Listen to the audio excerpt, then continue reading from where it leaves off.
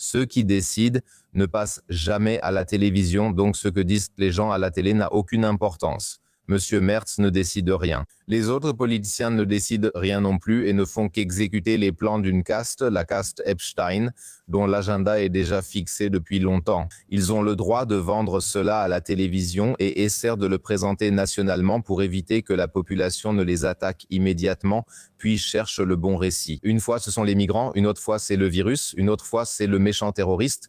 Et je crois que ce n'est vraiment que le coup d'envoi de la deuxième partie de ce qu'on appelle le Great Reset. La période de 2020 à 2025 était la préparation. James Corbett l'a appelé le calme avant la tempête. Et à partir de 2026, dit-il, c'est la tempête. Et c'est exactement ce qui me semble commencer en ce moment. Et je crois que ce sera un réveil brutal cette année. Cela risque d'être très, très délicat. Il est temps de se préparer à ce genre de choses, si ce n'est pas déjà fait.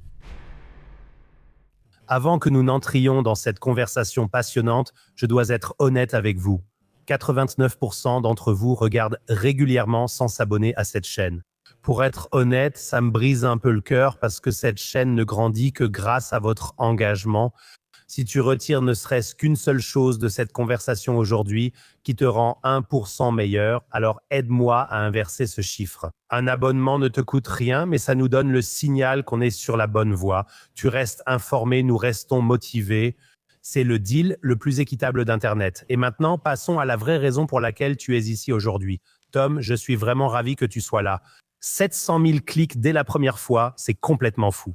Ta façon de décortiquer ces sujets difficiles avec autant de précision, c'est unique. J'apprécie ta clarté et j'attends cette conversation avec impatience. Merci pour l'invitation, heureux d'être de retour. Tu analyses des contenus vraiment difficiles. Comment fais-tu face mentalement? Je me base avant tout sur des principes et je ne suis pas les slogans ni la propagande. Cela signifie que j'ai un système de valeurs claires, ce qui me permet de classer les choses très facilement. Donc, celui qui a compris le principe de non-agression, c'est-à-dire que la violence est tabou, sait évidemment que toute forme de guerre est également un tabou et que c'est de la violence, que ce soit sous forme cinétique, comme la guerre, ou qu'il s'agisse de violence psychologique par la manipulation et la désinformation. Donc, de ce point de vue, je classe les choses assez rapidement. Cela veut dire que je n'ai pas besoin de réfléchir longtemps à la façon dont je prends les choses et à ce que je dois en penser. Parce que si on se base sur des principes, c'est assez simple. Et d'autre part, je pense que ma devise, que j'ai déjà souvent répétée, c'est que la véritable révolution, c'est de mener une vie heureuse. Donc, si on se laisse effrayer par tous ces développements, par toutes ces choses, et qu'on se laisse entraîner dans l'apathie ou l'agonie, on est exactement là où le système veut qu'on soit. C'est justement pour cela que je ne rendrai jamais ce service au système. J'ai une belle vie entourée de personnes aimantes, de belles missions, et heureusement, je décide en grande partie de ce que je fais.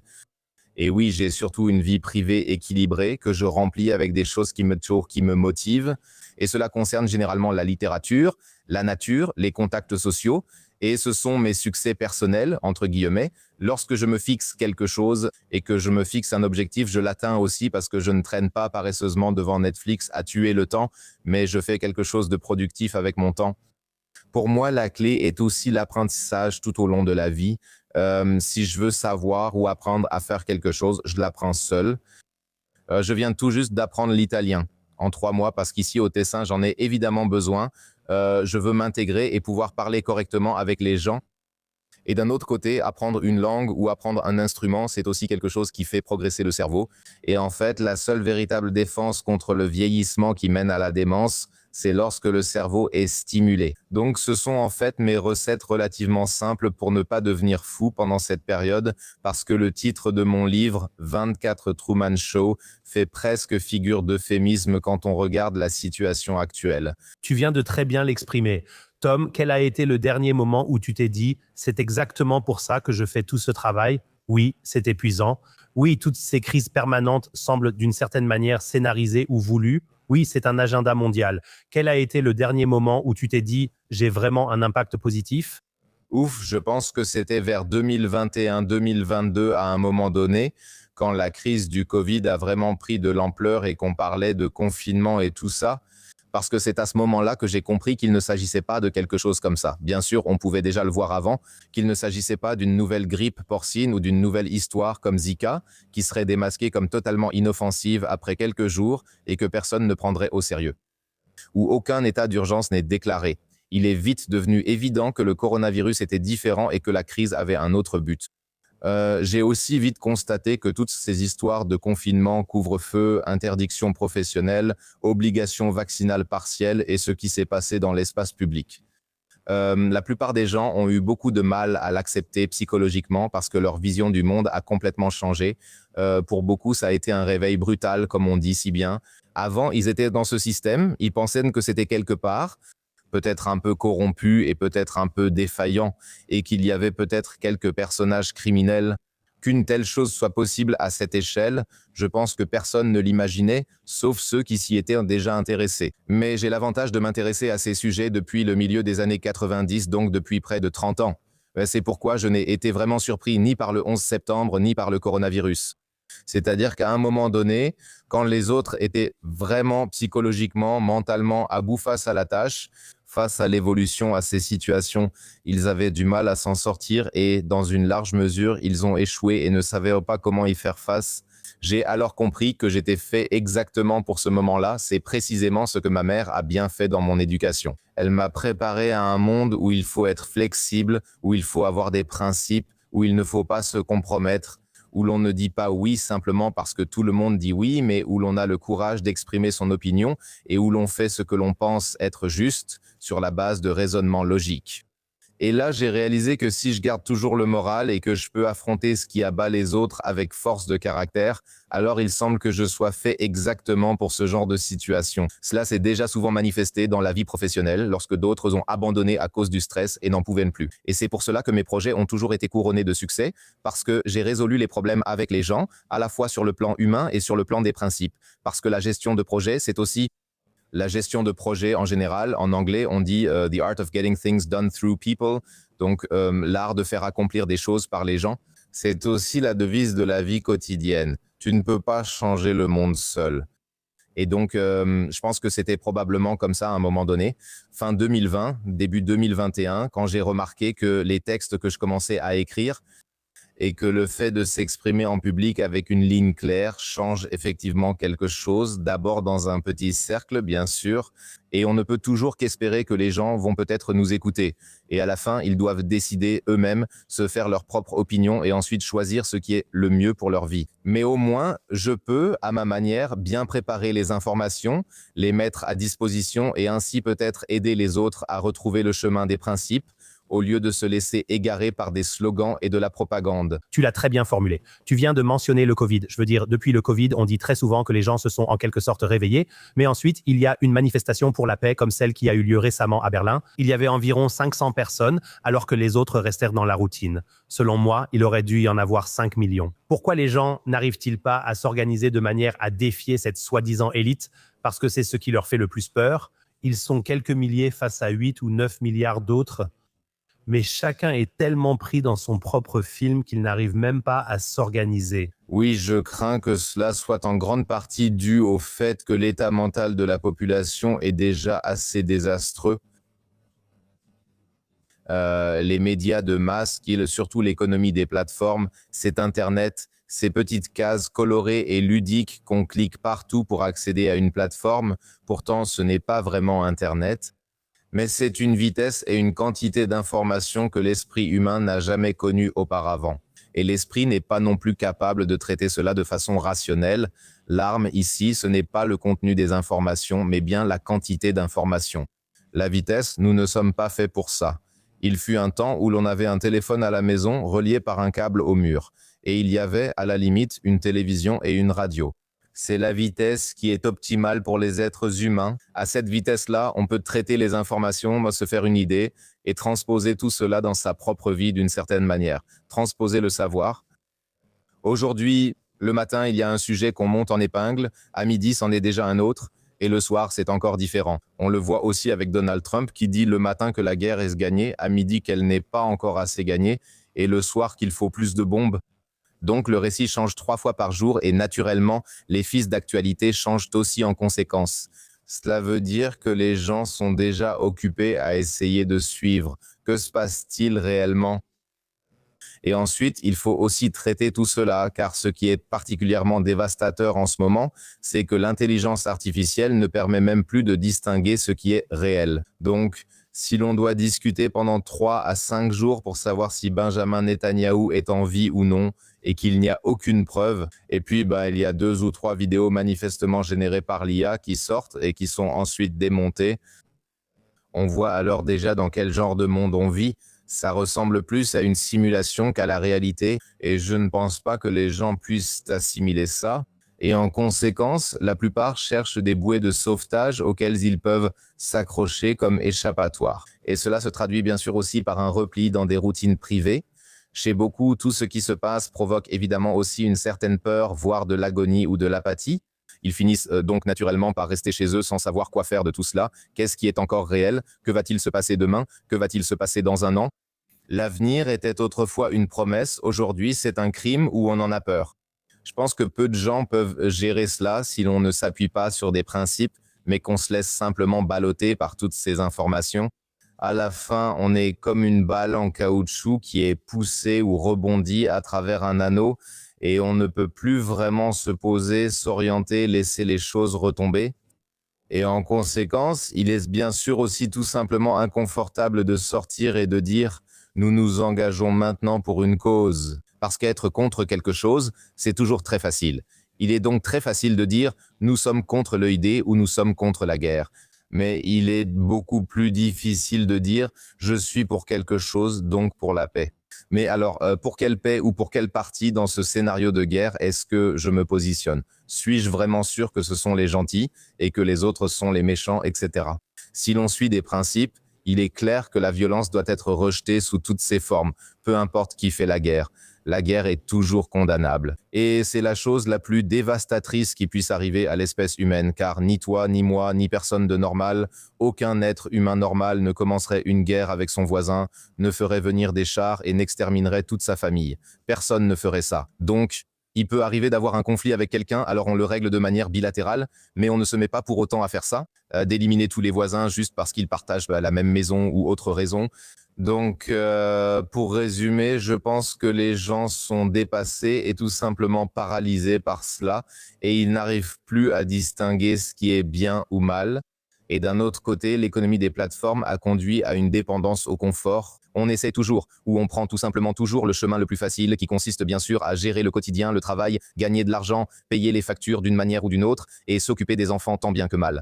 Et le soir, il reste 1 heure, 2, 3 qu'on passe devant Netflix, tout simplement parce qu'on n'a plus d'énergie, parce qu'on manque de motivation pour tout, parce qu'on ne voit plus de sens dans l'avenir. Et bien sûr, c'est un mélange dévastateur. Tu as évoqué l'agonie et l'apathie. Ces dernières semaines, j'ai reçu beaucoup de messages de la communauté, surtout depuis le début du conflit en Iran. Je dirais facilement 150 messages que j'ai reçus, où j'ai constaté que les gens, là dehors, sont à bout. Des messages du genre « Simo, je deviens fou. Qu'est-ce que je peux encore faire? Simo, il y a de l'injustice partout. Simo, il y a des crises partout. » Cette simultanéité des crises, est-ce un scénario voulu pour que les gens deviennent fous et incapables d'agir? À mon avis, oui, c'est la polycrise. C'est aussi ça, la vitesse correspond. Avant, comme je l'ai dit, un récit de propagande pouvait durer très longtemps. On disait alors que XYZ s'était passé et on en parlait pendant des semaines, des mois, des années. On essayait de faire la lumière dessus ou au moins d'éclaircir les choses. Il y avait des commissions d'enquête, tout ça. Ce n'est plus du tout le cas aujourd'hui. Donc, je pense que cette surcharge est voulue. J'ai justement publié un texte lundi dernier, je crois, qui s'appelle « Société fermée ». Ça parlait d'Android, de Google et tout ça. Et il y a une très belle citation dedans. Il y a une citation très révélatrice de Jason Bassler, activiste et journaliste américain, qui a aussi écrit « Il ne s'agit pas de l'effondrement du système. Ce que nous voyons, c'est l'apaisement progressif de l'esprit humain qui est accro au confort. » Et oui, les gens sont dépassés et cette surcharge est absolument intentionnelle, car c'est la guerre cognitive, que l'on peut également consulter sur le site du Centre d'innovation de l'OTAN. Il existe un site web de l'OTAN qui s'appelle OTAN Innovation Hub. Les principaux sujets sont justement la guerre cognitive et la guerre de 5e ou 6e génération. Il n'est jamais précisé qu'il s'agit d'un ennemi extérieur, ce qui suggère qu'il s'agit plutôt d'un ennemi intérieur ou de tous. La 3e guerre mondiale se joue surtout dans l'esprit. Donc tu saurais, si par exemple demain les informations montraient un champignon atomique quelque part dans le monde, peut-on encore être sûr qu'il s'est vraiment produit? Par qui la bombe a-t-elle été larguée? Où? Combien de personnes sont mortes? À quoi ressemble la dévastation? On ignore tout cela, même avec des vidéos, car la preuve vidéo n'a plus vraiment de valeur. Cette surcharge me semble donc intentionnelle. On peut aussi le voir dans de nombreuses déclarations de Sean Parker, l'ancien directeur de Facebook, ou l'un des premiers garants de Facebook là-bas. Avec Mark Zuckerberg et d'autres, on voit bien que cela fait partie de la guerre psychologique menée mondialement contre l'esprit humain. Et le maître de la guerre psychologique, c'est Donald Trump. Tu l'as mentionné au début, il apparaît dans les dossiers Epstein, selon les chiffres, entre 5 000 et 26 000 fois. Et à l'époque, j'ai en partie cru à ces mantras America First. Avons-nous tous été trompés par cet homme? En tout cas, pas moi, parce que en novembre 24, j'ai publié un texte qui s'appelait Trump Reloaded. J'ai reçu de nombreuses critiques car on pensait que je devrais d'abord lui donner une chance et que tout irait bien. Et ce texte abordait déjà toute l'affaire Epstein du début à la fin. Tout cela était déjà connu à l'époque et on pouvait déjà écouter les interviews avec Steve Bannon et Epstein. Elles étaient déjà disponibles en audio, ce qu'on peut voir maintenant en vidéo. Ensuite, j'ai démonté tout le cabinet pressenti avec Tulsi Gabbard et Hexhead et ainsi de suite, et j'ai exposé leurs antécédents. Du sionisme au lien avec la technologie et le web, ainsi qu'au lien avec le Council on Foreign Relations. Donc, il était prévisible que ce ne serait pas mieux que ce qu'on avait auparavant. Au contraire, ce sera probablement pire, car le nouveau cabinet est infiltré par des accélérationnistes, comme ils s'appellent eux-mêmes, ou les Lumières obscures, qui a été lancée à un moment donné par Nick Land et Curtis Yavin et à laquelle Trump s'inspire. C'est le leitmotiv de Trump, c'est les Lumières obscures de Curtis Yavin, qui était un blogueur Internet peu connu. Et puis, justement, pendant la période de l'élection de Trump, là, en novembre, décembre et janvier 25, il est soudainement apparu lors de l'interview du New York Times et il était invité à l'investiture de Trump. Et là, il suffit de citer une phrase de Curtis Yavin qui a déclaré dans l'interview au Times que les Américains devaient absolument se débarrasser de leur phobie des dictateurs. Parce que selon lui, il est temps qu'un homme fort arrive à la Maison-Blanche, qu'il dirige le pays comme un PDG et qu'il mette en œuvre les choses, peu importe ce que disent dans les tribunaux. Donc si la Cour suprême intervient et dit « ce n'est pas possible pour des raisons constitutionnelles », Trump devrait simplement se lever et dire « on le fait quand même ». Et c'est exactement ce qui se passe maintenant. Il y a des comtés en Amérique où il y a plusieurs centaines de procédures judiciaires en cours. Des juges veulent en fait agir contre l'ICE, donc l'agence de l'immigration, parce qu'il y a des plaintes correspondantes et des violations constitutionnelles. Le problème, c'est que personne ne se présente simplement au procès du côté du gouvernement. Donc les procédures s'accumulent. Et le gouvernement, il n'y a tout simplement personne qui vient, aucun représentant ne vient, ou alors si quelqu'un vient, c'est une avocate désemparée ou quelque chose comme ça, qui s'assoit là et dit qu'elle ne peut rien faire. Elle n'a aucune information. Et le juge, bien sûr, n'a alors aucune possibilité non plus. Que peut-il faire? Il n'a pas de jugement, donc il ne peut même pas envoyer une voiture de patrouille normale quelque part, parce que le procès est en suspens. Donc Trump fait exactement ce que veut la Dark Enlightenment. Et la Dark Enlightenment a été qualifiée de néofascisme par le Télégraphe à l'époque. Et ce n'est pas exagéré. C'est exactement la direction que ça prend. C'était déjà prévisible. En novembre 24, nous aurons plus de guerre, plus de surveillance biométrique, tout cela étant orchestré en coulisses par Peter Thiel, qui a financé J.D. Vance, qui a des liens avec Tulsi Gabbard et le Council on Foreign Relations. Toujours la même histoire, du vieux vin dans de nouvelles bouteilles, peu importe le nom. Donc, je ne suis absolument pas surpris par cela. La seule chose qui me surprend vraiment maintenant, c'est à quel point la fraude est effrontée et évidente. Parce que c'est vraiment l'association criminelle la plus effrontée et la plus évidente qui ait jamais siégé dans un parlement ou dans un bureau gouvernemental. Oui, là-bas, la Maison-Blanche fonctionne plutôt comme une salle de marché, d'où les récentes opérations d'initiés, surtout sur la question de l'Iran. Quand 15 minutes avant la conférence de presse, des millions sont misés quelque part sur des polymarkets ou sur certaines enchères, sont misés, rapportant ensuite 50 millions et ainsi de suite. Ceci n'est possible qu'avec des informations privilégiées. Ce sont des comptes d'initiés, soit le fils de Trump, soit des potes de Howard Lutnick ou d'autres personnes. Oui, des potes de Sutil. Et là, ils s'enrichissent avec un culot incroyable. C'est grotesque. Et que les gens ne s'enfuient pas encore. Pour finir, qu'il y ait encore des gens qui soient dans le camp MAGA, ça me dépasse. Donc quelqu'un qui, comme il y a quelques jours, se lève le matin et dit « la guerre est en fait gagnée, mais pas encore assez ». On pourrait aussi faire la guerre beaucoup plus longtemps. Mais les Iraniens veulent maintenant désespérément un accord. Pendant que les Iraniens montrent qu'ils peuvent continuer à tirer en permanence, Trump raconte qu'ils sont en fait anéantis. Les plus anéantis de toute l'histoire des anéantissements, oui, c'est toujours le superlatif et rien de tout cela n'est vrai, c'est juste, il ment de façon tellement éhontée, ça me surprend vraiment. En fait, ça ne me surprend même pas qu'il ne sache pas mieux mentir, ni son absence de honte. Mais que les gens ne coupent tout simplement pas ça ou qu'il n'y ait pas déjà une foule en colère devant la Maison-Blanche, ça m'étonne vraiment parce que c'est vraiment grotesque. C'est à peine croyable. Actuellement, les richesses sont redistribuées vers le haut, comme l'ont montré les dossiers Epstein. Quand on constate ce schéma répétitif, redistribution des richesses vers le haut, enrichissement personnel, délit d'initié, s'enrichir jusqu'à se croire au-dessus des lois, et nous sommes gouvernés par de véritables gangsters là-dehors, tu viens de le formuler d'une manière vraiment juste. Je pense que ce qu'on nous sert actuellement est une vraie faillite morale. Et les dossiers Epstein, ce n'est pas seulement le prince Andrew ou Jeffrey Epstein ou encore Maxwell ou d'autres du même genre. Toutes ces institutions, notre gouvernement fédéral et tous les partis sont impliqués d'une façon ou d'une autre. Que des millions de personnes ne descendent pas dans la rue, pour ça m'étonne toujours. J'ai déjà dit plusieurs fois sur la chaîne, si l'on regarde quelqu'un comme Friedrich Merz,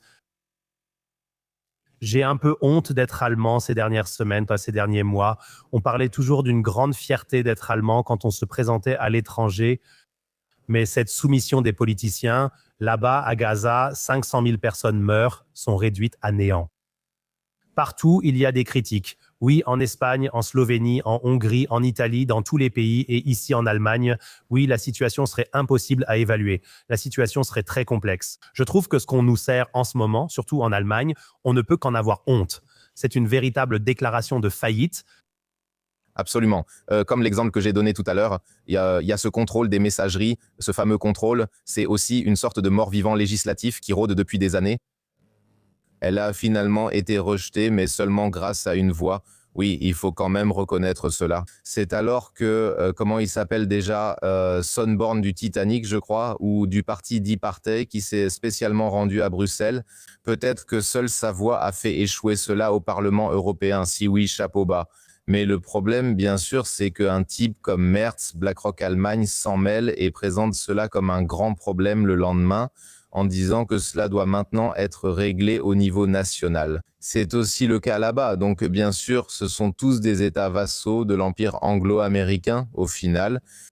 Nous, en Europe, dépendons largement de ce que font les Américains et en réalité, nous n'avons rien à dire là-dessus.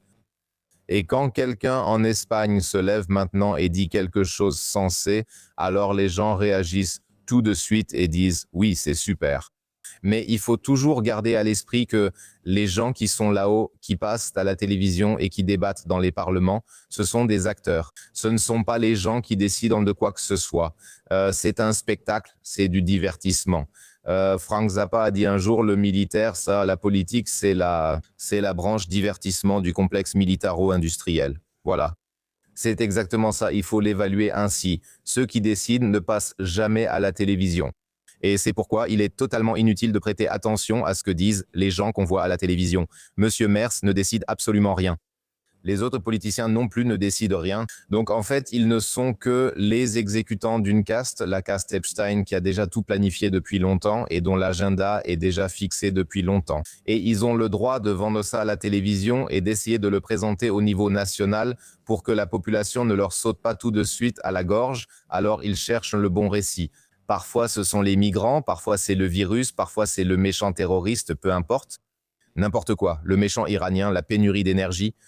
Et puis, à la fin, à cause de tout ce conflit avec l'Iran, nous aurons, comme l'annonce déjà l'Agence internationale de l'énergie, l'AIE, dans leur plan en 10 points, les mêmes mesures que pour le Covid ou pour le net zéro. Mais cela mènera de toute façon au rationnement, à une économie de pénurie, à l'identité numérique, puis à des mesures similaires au confinement ou aux restrictions énergétiques. Donc, de ce point de vue-là, je n'écoute même pas ces gens, c'est-à-dire ceux qui se présentent comme des politiciens. Le seul à qui je prête encore l'oreille, c'est Monsieur Sonborn, parce qu'au moins il a de l'humour, manifestement des principes et une boussole morale, et il dit de temps en temps ses vérités à Madame von der Leyen. Mais sinon, on peut en fait complètement ignorer tout ça, parce que ça ne fait que rendre la vie plus difficile. Donc un petit conseil peut-être, si quelqu'un veut avoir une vie meilleure, il devrait simplement arrêter d'écouter ces gens-là. Je crois que j'ai entendu Annalena Baerbock parler 2 fois dans toute ma vie, et c'était les 2 pires moments de ma vie, si je peux le dire ainsi, parce qu'à part ça, je n'écoute tout simplement pas ces gens-là. Ça insulte mon intelligence. Je ressens de la gêne pour eux, j'ai des sueurs froides et je ne veux pas voir ça.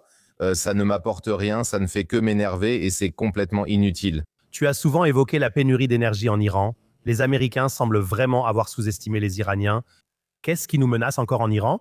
Oui, je ne sais même pas s'ils les ont sous-estimés. Je pense que le complexe militaro-industriel est plutôt bien informé. Et j'ai plutôt l'impression que Donald Trump n'a aucune idée de ce qui se passe réellement là-bas. Je pense qu'en coulisses, ceux qui décident et négocient sont surtout Jared Kushner et ses semblables. Il suffit de regarder ce Board of Peace que Trump aurait soi-disant créé. Il y a aussi Kushner qui supervise la reconstruction de Gaza avec Tony Blair, justement avec Tony Blair. Fauteur de guerre, tyran suprême et escroc. Donc ce sont ces gens-là, je crois, en coulisses qui donnent le ton. Et je pense qu'ils savaient très bien de quoi l'Iran est capable. Ce n'est pas un pays arriéré, mais depuis, oui, au plus tard, depuis le début du XXe siècle, il est, sinon dépendant, du moins sous le contrôle de l'Empire anglo-américain. Je crois qu'en 1908, le contrat a été signé pour British Petrol. C'était autrefois une compagnie pétrolière d'État iranienne, qui s'appelle maintenant British Petrol, et depuis lors, au plus tard, ils sont, y compris toute la question des banques centrales, sous la coupe ou du moins de mèche avec les Américains et les Britanniques. Donc c'est un sac de nœuds, et je pense qu'ils savaient très bien à quoi ils s'attaquaient. Ce n'est pas vraiment une vraie guerre, ce n'est pas que des gens ne meurent pas. C'est absolument dévastateur que des gens meurent là-bas, peu importe où, que ce soit en Iran, en Israël ou en Palestine. Ça m'est égal, personne ne devrait mourir là-bas. Mais si on repense à la guerre du Golfe, c'était différent. Quand les Américains arrivent vraiment et veulent de faire la guerre, ils viennent avec d'autres effectifs, ils viennent avec d'autres armes. Si les Israéliens et les Américains l'avaient vraiment voulu, ils auraient déclenché une autre guerre que celle actuelle. Ce que nous voyons, c'est un échange de coups relativement bien coordonné, où des missiles sont échangés et où l'on joue avec les marchés boursiers. Et il y a manifestement d'autres motivations derrière le déclenchement de cette guerre. Et je pense que Trump n'est pas le plus malin. Je crois que ce n'est pas une lumière. Il est juste assez arrogant et audacieux et il sait bien vendre cela d'une certaine manière. Mais je pense que ces dernières semaines, il n'avait plus l'air aussi joyeux et sûr de lui qu'avant, mais plutôt un peu gêné, on pourrait dire. Pendant que les gens en arrière-plan sont très actifs, notamment Kushner, Jared Kushner surtout, et les copains de Thiel ou un Howard Lutnick et tous les autres, ex-Health n'est pas non plus le plus malin, mais je pense qu'il se passe des choses tout à fait différentes. Et pour en venir au sujet, à ce qui nous menace, je crois que c'est aujourd'hui ou hier que Poutine lui-même, qui n'est pas meilleur qu'eux, mais qui au moins a prononcé la phrase décisive, l'a dit, à savoir que ce qui arrive maintenant sera bien pire que toute l'histoire du coronavirus en ce qui concerne l'impact, donc les conséquences sur l'économie, c'est-à-dire l'économie mondiale, car ce qui se passe maintenant, nous ne sommes qu'à la fin mars, c'est que les véritables effets de tout ce conflit, donc ces pénuries, ces problèmes d'approvisionnement, ne deviendront visibles qu'au début, première ou deuxième semaine d'avril, alors que chez moi, dans ma région d'origine, dans le sud de l'Allemagne, j'entends déjà que le prix de l'essence est juste en dessous de 3 euros. Donc je pense que d'ici la fin de l'année, si ça se passe mal, ou même d'ici la mi-année, 3, 4, 5, 6 euros, je ne sais pas, voire. Des compagnies aériennes comme, je crois que c'était American Airlines, il y avait une communication interne du PDG. Il a déjà été dit qu'à long terme, au moins jusqu'à la fin de 27, on s'attend à un prix du baril de pétrole de 180 $. Donc si quelqu'un veut faire le calcul, il peut imaginer ce qui sera demandé à la pompe à essence à l'avenir. Et cela signifie que nous allons assister à une hausse rapide des prix dans le domaine de l'énergie, du gaz, du pétrole, puis pour le consommateur final, bien sûr, à la station-service l'essence, mais aussi le gaz pour les ménages.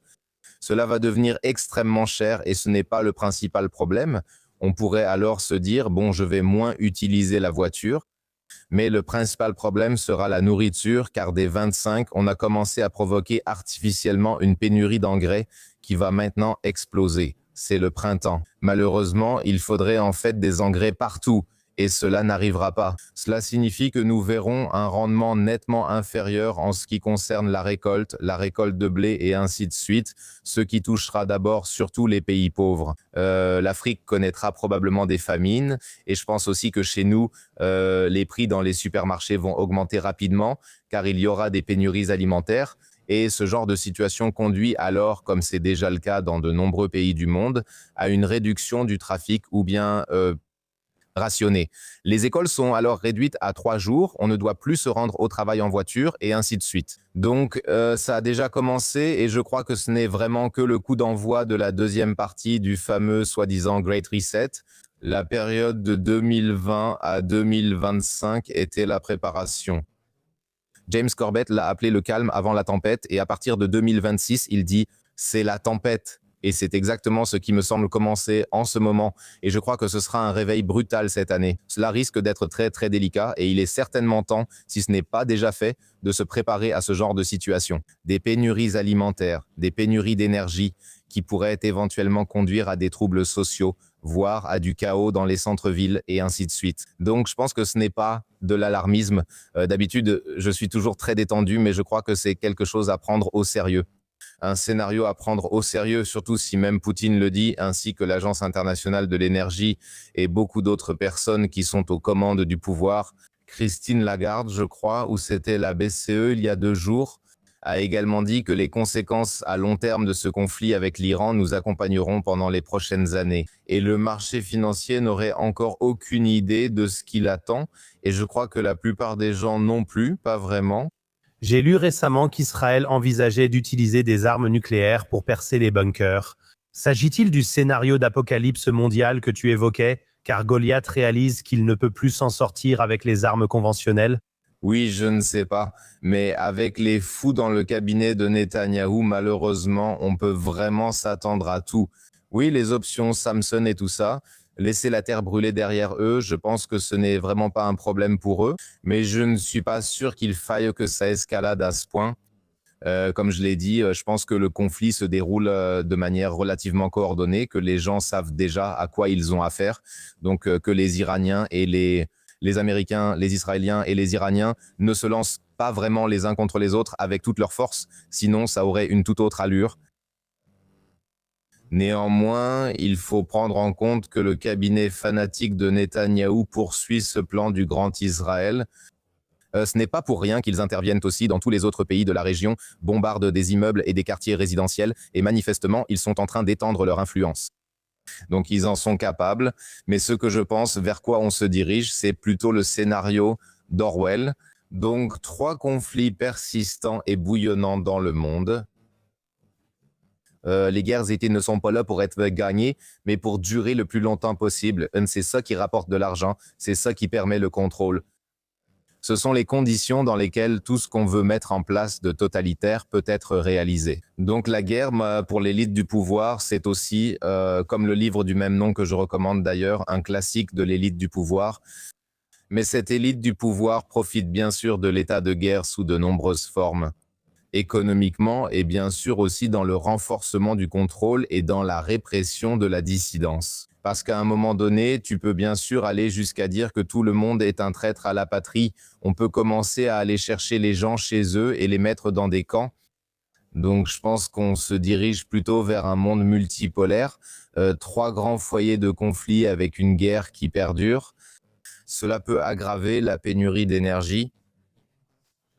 Et avec cette pénurie d'énergie, on peut mettre en place exactement les mêmes mesures que celles qu'on voulait déjà appliquer avec le Covid ou le récit de l'apocalypse climatique. Ce sont les mêmes mesures, à savoir l'identité numérique, le portefeuille citoyen, la restriction de la mobilité individuelle, l'effondrement financier, parce qu'on doit absolument, ou plutôt parce que le système financier étatique mondial s'est effondré, tout le monde est en faillite, il faut donc passer d'une manière ou d'une autre au stablecoin et à ce genre de choses.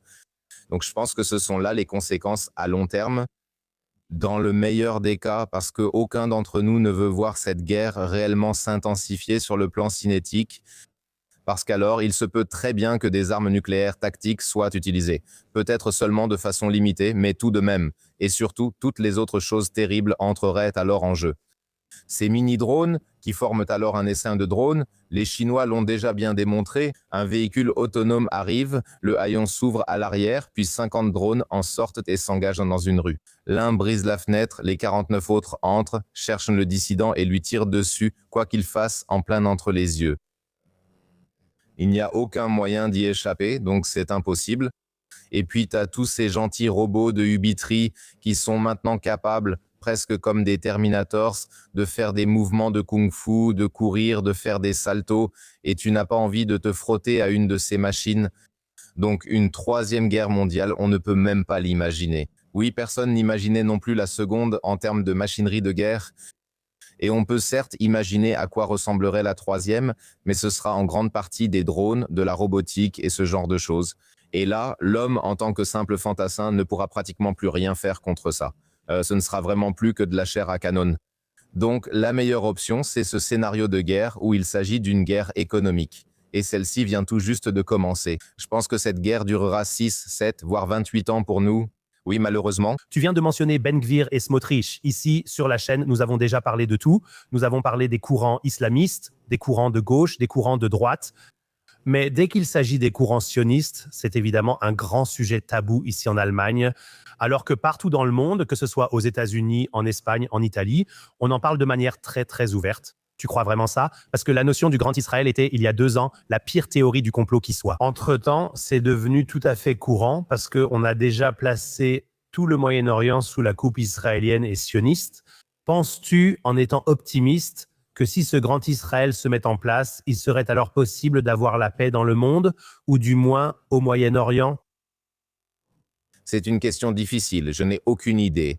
Je doute que les pays voisins, en particulier l'Iran, acceptent cela car il n'est pas encore complètement infiltré par l'empire anglo-américain comme le reste. L'Arabie Saoudite, Dubaï et tout ça, ce ne sont en fait que des colonies là-bas. Donc, il n'y a pratiquement plus d'autonomie ni d'indépendance. Alors que l'Iran, d'abord, c'est immense, il y a 90 millions de personnes et ils ont manifestement aussi assez d'armes pour se défendre longtemps. Donc oui, quant à savoir si la paix va s'installer là-bas, je suis plutôt sceptique car je pense qu'au moins eux n'accepteraient pas que le Grand Israël voie le jour. Et honnêtement, je doute aussi que l'idéologie sioniste s'arrête là parce qu'au final, leur objectif n'est pas un projet de Grand Israël, mais la domination mondiale.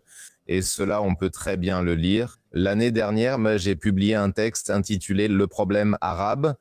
C'est bien sûr une citation, oui, ce n'est pas un problème, mais une citation d'un site web de l'ONU. Et dans ce texte, je retrace l'histoire du sionisme. Il y a en effet une personne que malheureusement personne ou presque ne connaît en Allemagne, Moïse Hess, que le SPD considère comme le fondateur de la social-démocratie allemande, et le SPD a même fait graver cela sur sa pierre tombale. Mais cet homme a aussi écrit un livre, Rome et Jérusalem. Je crois que si je me souviens bien de l'année, c'était en 1862 et il a développé le sionisme utopique. Et dans le journal qu'il a fondé, je crois que c'était la Rheinische Zeitung, un jeune homme nommé Karl Marx a écrit ses premiers textes et il considérait M. Moïse Hess comme son mentor. Et par la suite, il a même enthousiasmé Friedrich Engels pour le communisme, c'est-à-dire le socialisme. Donc sans ce Moïse Hess, oui, il n'y aurait ni Marx, ni Engels, ni le communisme, ni le socialisme, ni le sionisme sous leur forme actuelle. Et pourtant, personne ne le connaît en Allemagne. Oui, je m'attendais à en entendre parler un jour à l'école, en cours d'histoire, mais ça n'a jamais été le cas. C'est pourquoi je recommande à chaque Allemand de lire cet article. Toutes les sources y sont également référencées et il y a aussi toutes les citations de tous les sionistes, de David Ben-Gurion, de Max Nordau, de Theodor Herzl. On constate combien cette idéologie méprise l'humanité. Et on voit surtout dans les statistiques que le sionisme n'a absolument rien à voir avec la foi juive, car le sionisme est une idéologie de domination fasciste. Et aujourd'hui, il y a plus de sionistes chrétiens et évangéliques que de sionistes qui adhèrent à la confession juive. Donc ce ne sont pas des juifs, comme on aime bien le dire. Ce sont des sionistes et la plupart d'entre eux sont même athées. Donc ceux qui mélangent toujours tous ces termes n'ont tout simplement aucune idée. Ceux qui ignorent le sujet doivent s'informer, car le savoir, ça s'acquiert. Lisez Le problème arabe pour consulter les sources et vous forger une opinion éclairée. Et ensuite, On comprend aussi pourquoi l'Allemagne, par exemple, est une social-démocratie et pourquoi la social-démocratie n'est justement pas un ordre social libéral comme on aime souvent nous le dire, mais elle n'est pas vraiment meilleure que d'autres formes de despotisme. C'est pourquoi Moïse Hess a écrit des livres très intéressants. Quiconque s'y plonge et s'y intéresse voit très vite que cela est aussi lié à la social-démocratie britannique, qui a ensuite été le précurseur de notre modèle, encore une fois au niveau de la forme organisationnelle et de la Fabian Society. Tout cela constitue un ensemble cohérent, historiquement lié et bien documenté. Ce ne sont pas des théories du complot, c'est de l'histoire officielle documentée, mais qu'on ne nous explique pas afin que nous n'ayons pas la vision d'ensemble des développements. Une fois qu'on l'a compris, on saisit aussi la situation actuelle en Israël et la nature du sionisme. C'est pourquoi je doute qu'il s'arrête au Grand Israël. Il contrôle déjà la moitié de la politique américaine, voire la totalité et une grande partie des médias. Ce ne sont justement pas les juifs, comme on le dit souvent de façon simpliste, ce sont des sionistes, et cela n'a rien à voir avec le judaïsme. Quand on t'écoute, on peut devenir un peu cynique parce que ce Goliath semble en quelque sorte invincible. Quel a été le dernier moment où tu t'es dit que le système n'est en réalité pas aussi invincible qu'il veut nous le faire croire? Lundi de cette semaine, parce que lundi, un livre est sorti, je peux te le montrer rapidement. Attends une seconde, c'est à cause de la couverture. Je pense qu'on la voit ici. L'image dit déjà tout, en fait. On nous dit toujours que nous n'avons aucun pouvoir, mais ce n'est pas vrai. Le pouvoir a toujours été entre nos mains, celle du peuple, et cela ne changera jamais car nous sommes les plus nombreux. Et nous avons affaire à un tout petit groupe que David Rothkopf appelle dans son livre « La superclasse ». À l'époque, il avait nommé environ 6000 personnes sur sa liste. Aujourd'hui, il y en a peut-être 7, 8 ou 10 000, mais cela ne change rien au fait qu'il s'agit d'un groupe très restreint, vraiment très petit, de personnes qui, en ce moment, ont aussi très peur de perdre le pouvoir, car ils se sont vraiment beaucoup exposés avec le coronavirus, avec tout ce qui se passe en ce moment et surtout avec l'affaire Epstein. Beaucoup de gens ont compris, même ceux qui étaient encore d'accord avec les mesures contre le coronavirus, qu'ils sont gouvernés par une caste criminelle. Et c'est pourquoi, je pense, il y a une certaine nervosité chez eux, car celui qui s'expose autant doit bien sûr s'attendre à ce que cela devienne dangereux. Et c'est exactement ce qui va se passer, parce qu'en plus de toute la propagande, il y a aussi des chaînes comme la tienne et beaucoup d'autres publications imprimées et des médias qui travaillent à donner du contexte aux gens. Et une fois qu'on a vu ce contexte, on ne peut plus ne pas le voir, oui. Donc, une fois que tu as compris, tu ne peux tout simplement plus revenir en arrière et faire comme si tu ne l'avais pas vu, comme si tu ne l'avais pas vu. Et donc, il ne faut surtout pas se laisser convaincre qu'on n'a pas de pouvoir. Chaque personne peut changer le monde, et ce dans son entourage, directement en incarnant les bons principes. Quand je pense que quelque chose ne va pas, on connaît ça. Encore une fois, le corona, par exemple, quand j'étais au supermarché ou ailleurs et que je n'avais pas de masque ou à la station-service, la dame m'a dit que sans masque, je ne pouvais pas entrer, donc je ressors, mais alors je ne peux pas payer non plus. Oui, ce n'est pas possible non plus. Oui, ils doivent choisir. Soit je paie, soit je cherche un masque ailleurs. Mais je ne sais même pas si je retrouverai la station-service car je ne suis pas d'ici. Donc payer ou porter un masque, et tout ça avec humour. Je n'ai même pas commencé à me disputer avec les gens s'ils veulent se donner en spectacle ou avoir raison. Qu'ils le fassent, ce n'est pas mon problème. Il faut aborder cela avec humour et changer beaucoup autour de soi en agissant justement, en donnant l'exemple et sans se laisser abattre. Et si chacun peut changer son propre petit environnement et que beaucoup de gens le font, alors la société dans son ensemble finit elle aussi par changer. Car l'histoire montre que dans l'histoire de la civilisation, ce n'a jamais été la majorité. Jamais. Aucun exemple ne montre la majorité annonçant de grands changements ou une nouveauté totale. Ce furent toujours de petites minorités tenaces qui ont insisté sur des principes. Et elles ont été si persistantes pendant si longtemps qu'on ne pouvait pas les écraser, on ne pouvait pas toutes les tuer, on ne pouvait pas toutes les réduire au silence, si bien qu'à un moment donné, la vérité a fini par s'imposer. Ou le bien, peu importe. Ou l'alternative. Ce sont donc toujours les minorités qui changent l'histoire pour le mieux. Malheureusement, il arrive toujours qu'ensuite quelqu'un vienne remplir le vide du pouvoir au sommet. Ensuite, il y a encore un dirigeant ou une instance centrale.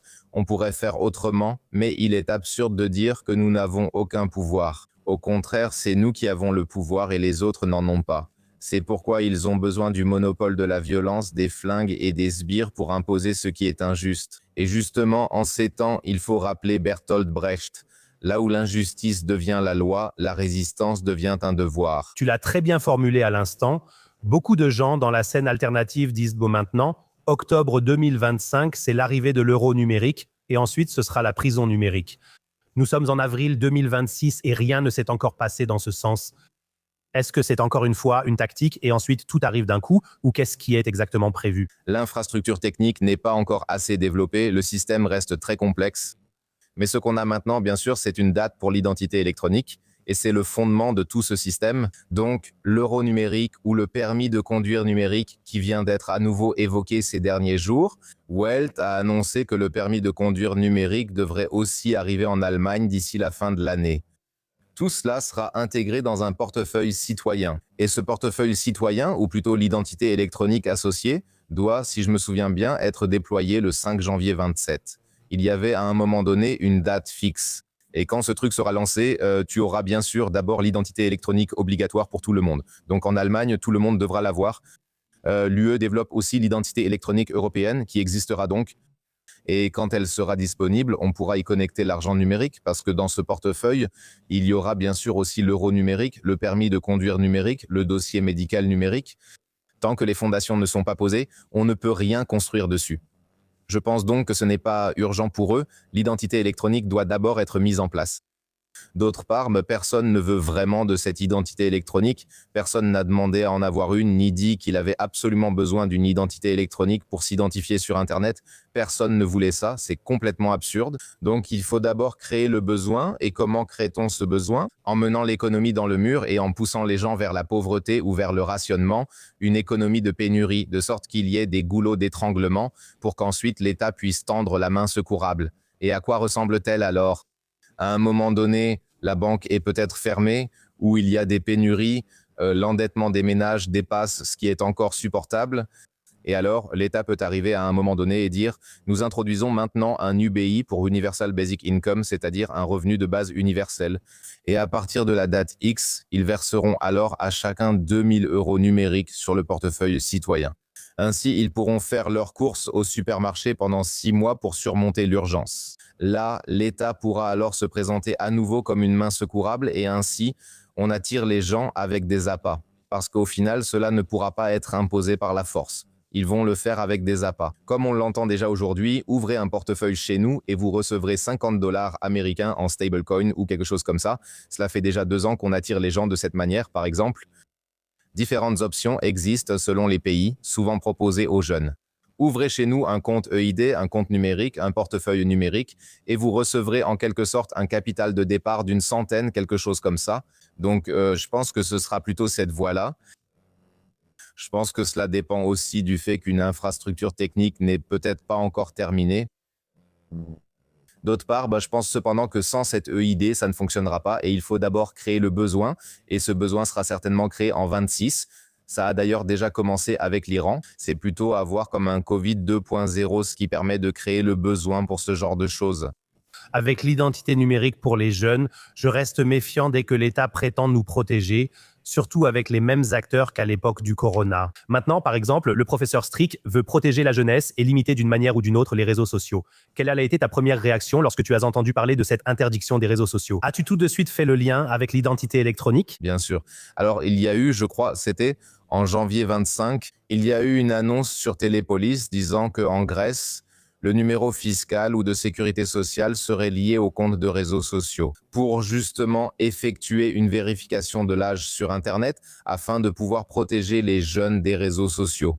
D'une part, il est évident qu'il faudrait effectivement protéger les jeunes des réseaux sociaux car cela rend les gens stupides. Mais cela ne rend pas seulement les jeunes stupides, cela rend tout le monde stupide.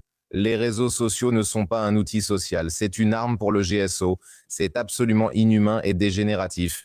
Tout le monde s'en rend compte quand il laisse ce truc de côté pendant une semaine. On est alors moins agité et nerveux et un équilibre intérieur revient qu'on perd complètement quand on passe toute la journée à regarder ces fils d'actualité complètement frénétiques. C'est une arme, il faut le comprendre. Cela n'a rien à voir avec l'interaction sociale.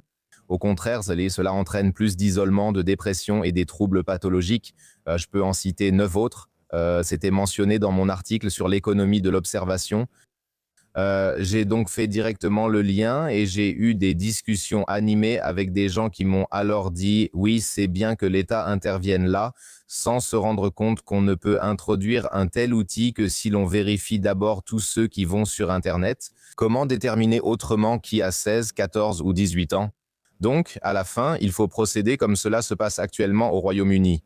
Apple fait alors une mise à jour et soudain, lorsque vous allumez le téléphone après la mise à jour, il dit « Veuillez vous identifier biométriquement ou présenter une pièce d'identité officielle et confirmer votre majorité, sinon le téléphone reste en mode enfant limité ». Et tout à coup, on n'a plus le coûteux iPhone avec lequel on peut mettre le bazar sur Internet, mais un appareil limité qui ne fonctionne plus qu'en mode adolescent. Du coup, on ne peut plus faire grand-chose. Donc, il faut s'identifier si on veut utiliser son iPhone, son précieux appareil. Cela se fait simplement avec une mise à jour Apple pendant la nuit et ensuite, on a ce système installé. Et cela impose alors une identification. Donc, j'ai tout de suite fait le lien. Et si l'on pense alors qu'on peut ainsi protéger les enfants de quoi que ce soit, on n'a pas compris l'éducation, car c'est la tâche des parents et des personnes responsables de l'éducation ou de l'éducation en général, de faire en sorte que les enfants puissent gérer ce qui se passe dans le monde. Quand j'étais petit à Mayence, il n'y avait certes pas encore de réseaux sociaux, mais il y avait aussi des films d'horreur, des films pornographiques, il y avait des armes et la guerre et tout ce qu'on peut imaginer. Il y avait beaucoup de choses toxiques et ma mère a bien sûr essayé d'interdire certaines choses, mais elle est raisonnable. Elle savait qu'interdire ne fait qu'augmenter l'intérêt, surtout chez les enfants et adolescents qui en ont alors encore plus envie. Alors elle m'a expliqué en détail et même des centaines de fois si je redemandais pourquoi ce n'était pas bien et quels effets ça a, ce que ça fait à long terme. Elle me l'a expliqué quand j'avais 5 ans, puis encore à 6 ans et à 7 ans, jusqu'à ce que je comprenne le principe. Et en fait, quand la télévision par câble est arrivée et que tout le monde à l'école parlait de Knight Rider, de l'agence Tous Risques, de toutes sortes d'émissions géniales et de tutti frutti qu'ils pouvaient regarder en cachette la nuit, j'étais en fait fier de moi. Même si j'étais le seul à ne pas avoir le câble ou quoi que ce soit de ce genre, j'étais fier de ne pas l'avoir parce que pendant ce temps-là, je lisais des livres et j'avais toujours d'excellentes notes à l'école, alors que les autres devenaient de plus en plus mauvais parce qu'ils passaient leur nuit devant une série débile comme Knight Rider ou Tutti Frutti. J'étais fier non pas d'être le mouton noir à cause du manque de progrès technique chez moi, mais parce que je savais que ça rend idiot et que je faisais quelque chose de raisonnable, donc je pouvais être fier. C'est ça l'éducation, quand les parents te font comprendre que tu n'es pas un marginal, mais quelqu'un de spécial, et ça, c'est quelque chose de complètement différent. Et donc, quand quelqu'un vient me dire qu'il pense que ça protégerait les jeunes de quelque chose, c'est bien qu'il n'ait pas de portable à l'école et que les règles soient bonnes, mais le vrai problème vient de la maison. Je suis d'accord avec toi. J'ai eu des frissons, surtout quand tu as parlé de ta mère. Que Dieu la protège en tout cas. Ce sujet m'a tout de suite touché. Je suis un ancien professeur de lycée et je sais qu'il y aurait certainement d'autres leviers à l'école pour protéger les jeunes. On pourrait commencer par l'alimentation à la cantine, on pourrait commencer par la consommation de sucre, et je pense, à mon avis, que l'État perd le monopole de l'opinion dans les médias publics. Et la démocratie, elle supporte encore la vérité dans une certaine mesure. Et je pense que les jeunes doivent être protégés contre l'idée d'aller voter non pas pour les Verts, mais pour l'AfD. Oui, ce qui est une très très grande tendance. Ou les protéger de voir ce qui se passe réellement à Gaza. Des possibilités de comparaison. Je trouve que la jeunesse d'aujourd'hui est vraiment très intelligente. Ils ont des possibilités de comparaison dont les générations précédentes ne pouvaient que rêver. En effet, l'information n'intéresse que si elle conduit à des actions. Donc, si à l'école, on voulait vraiment faire quelque chose contre cette évolution vers des zombies du smartphone, on inviterait par exemple Monsieur Spitzer ou quelqu'un comme ça. Je ne le connais pas personnellement, mais il y a une super conférence de Manfred Spitzer. Elle date déjà de quelques années, je ne sais plus exactement, c'était en 2019 ou quelque chose comme ça, ou 18. Dégénérescence liée au smartphone, zombies, épidémie, on peut regarder ça sur YouTube. C'est une super conférence si on pouvait faire comprendre aux enfants ou aux adolescents que ça détruit simplement le cerveau et que le smartphone, depuis 2007, nous a coûté presque ou bien un bon tiers de la capacité de calcul là-haut dans la tête. C'est mesurable biologiquement. Alors peut-être qu'ils comprendraient et feraient le bon choix d'eux-mêmes parce qu'on ne peut jamais forcer les gens à faire quelque chose. Tu ne peux pas forcer les gens qui sont dépendants. Tu ne peux pas non plus convaincre un alcoolique juste en lui parlant gentiment que l'alcool est nocif et qu'il est en train de se tuer à petit feu. Il le sait lui-même. Le problème, c'est qu'il ne s'en sortira pas tant qu'il ne prendra pas lui-même la décision de le faire. Pour prendre cette décision, il faut soit un déclic lié à une prise de conscience, soit que la souffrance devienne si forte qu'il n'y ait plus d'autre choix, ce qui est la pire option. De ce fait, c'est une question d'éducation et aussi une question d'instruction. Comme je l'ai dit, les interdictions ne servent absolument à rien dans ce cas. Les interdictions sont rarement efficaces.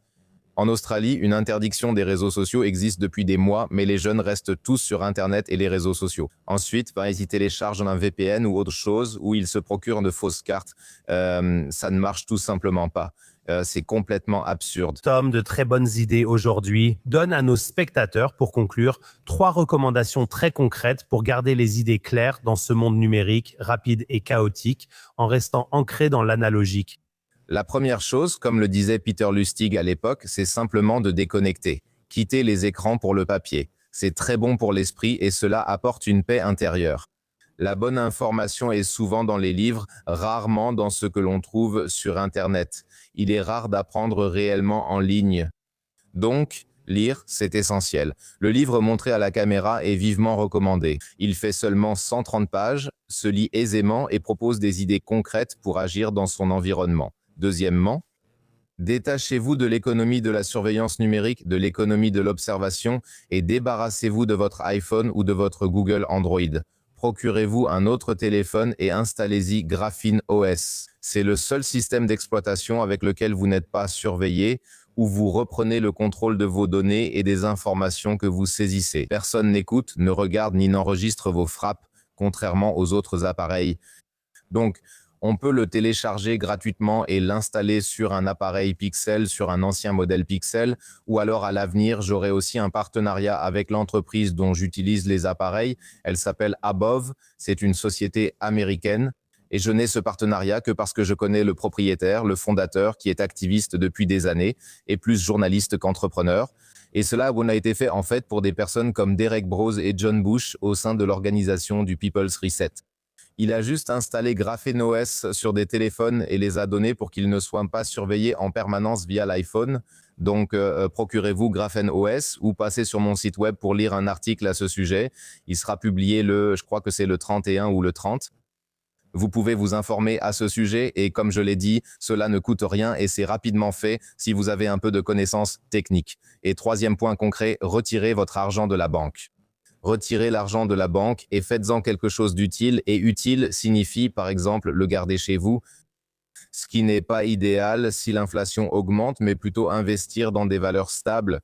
Je ne sais pas. Donc, je ne fais pas vraiment confiance à tout ce qui est électronique et crypto parce qu'on n'a pas vraiment le contrôle total, même pas avec un portefeuille hors ligne, etc. Donc, investir dans des valeurs physiques et se préparer chez soi pour pouvoir tenir quelques jours si jamais le supermarché est fermé.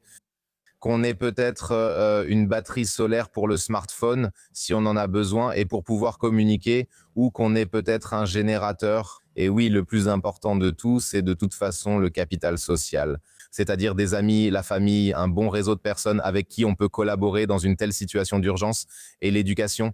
Trouvez quelque chose qui vous intéresse et devenez expert, professionnel ou apprenez quelque chose de nouveau car cela rend la vie nettement plus belle et surtout plus longue et ça garde l'esprit vif. C'est un honneur de te parler, Tom. Je te souhaite, à toi et à ta famille, et surtout à ta mère, le meilleur et j'attends notre prochaine discussion.